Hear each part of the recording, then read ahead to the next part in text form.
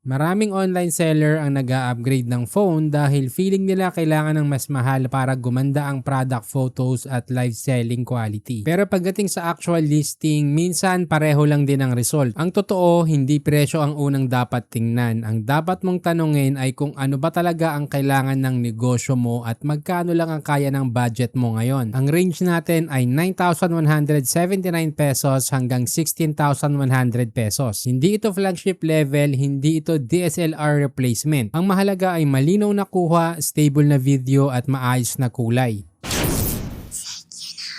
Sa 9,179 pesos, nandito ang Tecno Camon 40. Sa presyo pa lang, realistic na tayo. Under 10K, hindi ka dapat mag-expect ng pro-level camera system. Pero ang interesting dito ay may 50 megapixel main na may OIS. Ang OIS ay Optical Image Stabilization. Sa madaling salita, kapag nagre-record ka ng product video gamit ang kamay mo, mas bawas ang alog kumpara sa walang OIS. Kaya kung may kinukunan ka o nagbebenta ka ng item, malaking bagay ang stable na video. Kaya ang OIS sa 9,179 pesos ay malaking advantage. May 32 megapixel front camera din ito. Kaya kung madalas ka nagfa-front cam habang nagla-live, malinaw ito sa indoor lighting. Basta may ring light o maayos na ilaw. AMOLED ang display at 120Hz. Hindi ito directly related sa camera quality pero mahalaga sa preview. Kasi kapag tiningnan mo ang product photos bago mo i-upload,